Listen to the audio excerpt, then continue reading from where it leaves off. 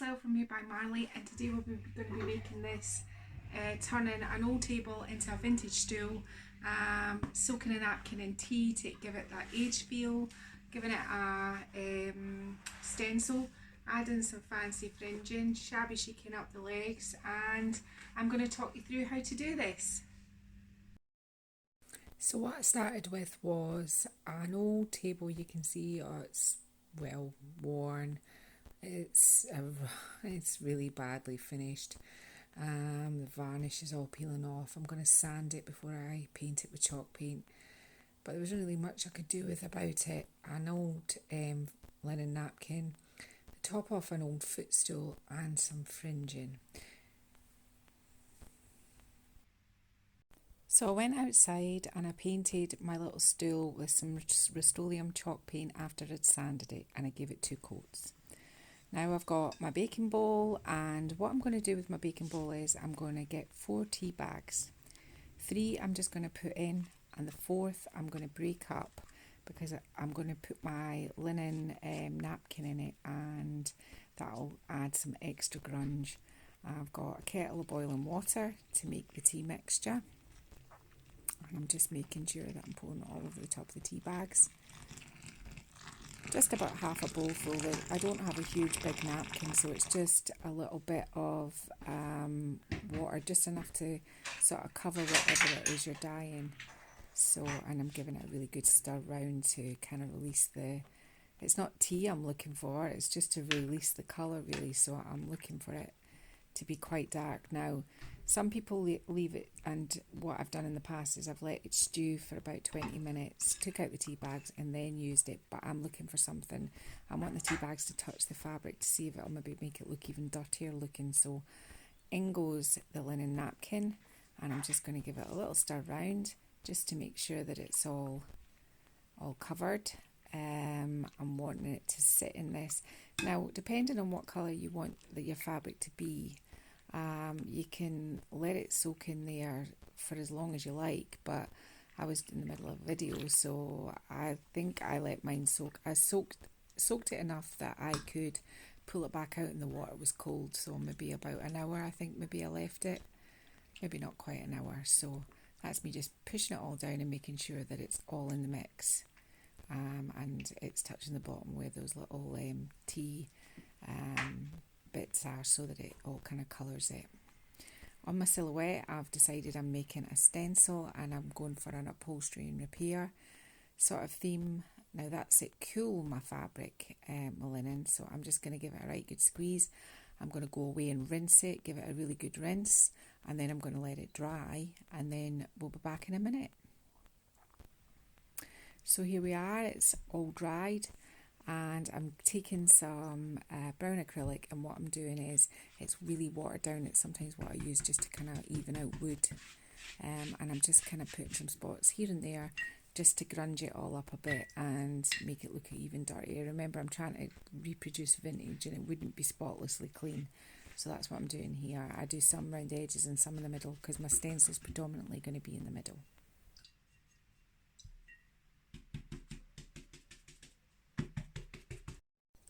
So now what I'm doing is I'm placing my foam pad in the middle to get an idea of where it is it's going to be. It's all dried, it's got its stain on it, and I'm just going to mask it all off with masking tape all the way around this square in the centre, just so when I put my stencil on it I know that it's in the middle of the fabric, and it's not going to be like over to one edge and make it difficult when I go to staple it onto my chair. So that's what I'm doing there. I'm just going all the way around so you can see,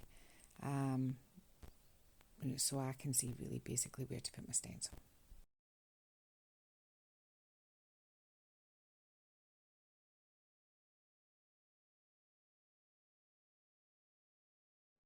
So my stencil's all stuck down, and I've got a makeup sponge and some black acrylic paint, and what I'm doing now is I'm just going over the top of my stencil, stenciling onto the fabric. I've found that the contact paper that I use, just the cheap stuff for stencils, sticks perfectly to fabric, so you just have to make sure it's all stuck down and all your bits of your stencil are there because you don't want to have a missing bit at the end, and you just stencil the whole thing, and that's what I'm doing here. So my stencil's done, I've got it on the fabric, and this is me just weeding it all and getting all the little middle bits out my stencil. I thought I would do, just to give it an extra touch, is I've got this swallow stamp. I just got my ink pad and patted it onto the top of the swallow, and I decided to put the swallow up at the top as a sort of kind of logo for my vintage sort of cushion. And this is me just making sure that I don't shift the stencil and that I'm patting down every bit so all of the detail of the stencil comes out. It's really important that if you're using a stamp on fabric, because it absorbs the ink really quickly, that you push it down appropriately. And there we go, a little swallow at the top.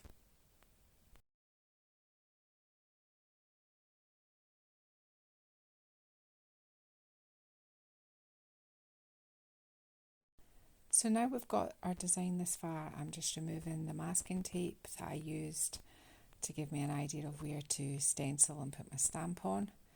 And I'm going to bring back the top padded area of the old footstool and just check that I've measured this appropriately, and this is going to be a good fit for what I've done, and that all fits perfectly. So now we're going to attach it to the chair.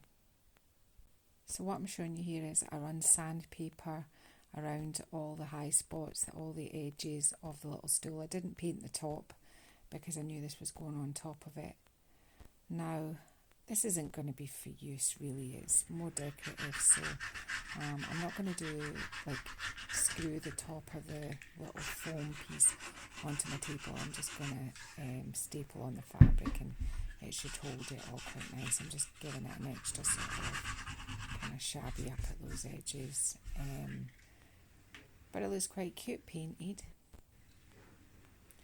So here we are. I'm just putting a couple of tacks in the wooden base before I attach it onto the table on all four sides of my fabric, just to stop it kind of shifting around. Now it did shift slightly, it ends up just a little bit off, but I was still really happy with the results. So be very mindful that fabric stretches, so just kind of try and keep in mind, is it still straight, is it still where I want it to be, because obviously I was doing this camera and was trying to make sure that you could see what I was doing, but you can just take your time and do it the way you want to do it, so that you know that it's going to be straight. These are all going to be hidden by my fringes, so I see what I mean. I think the Scotland could have been slightly higher up in the top bit, but I'd forged on by then. So I'm really wanting just to upholster it to the rim, and so I've done the sides. I'm sorry about my head in the way, and now I'm just pulling up the corners and making sure the corners are attached. And really what I do now is I just go round it all, staple a gun in it all together, pulling it as I go. I end up cutting off quite a bit of the excess of the napkin, and some I just kind of folded under because, as I said, it's a decorative piece.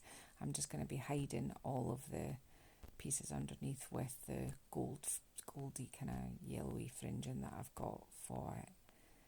So this was a little stool that was going to landfill. Somebody was throwing it away and I said I would have it. So I'm hoping that it gives it a whole new life. You can't see what I'm doing right now, but I'm just fixing it, just making sure that it's all good at the top. And this is what I do throughout this piece, just keep bringing it up, checking it, bringing it up, checking it. I'm just trying to make sure that it's got a kind of nicer finish around some of the edges, and staple gunning. Now I have a brad nailer, I've got it's all outside in the shed, Martin, and I use it, and it's a staple gun, but I was in the house, and I find that with decorative pieces, my handheld staple gun is just good enough for what I'm doing.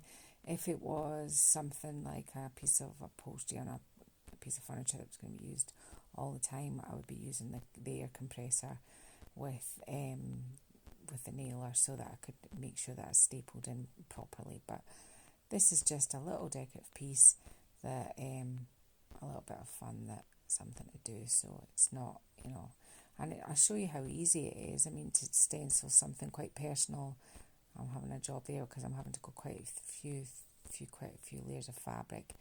But what I'm trying to say is, this is make this quite personal. I mean, I've made it, it's kind of Scotland, upholstery.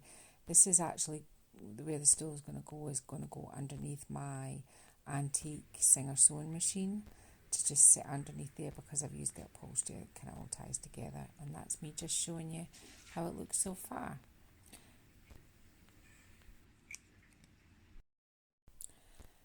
So I've cut off all the excess around the edges, and this is me just glue gunning all the bits that I think might show below the fringing, and just kind of trying to neaten it all up a little bit. So I just go around the whole outside of the stool, just gluing down all the little bits just to kind of tidy it up.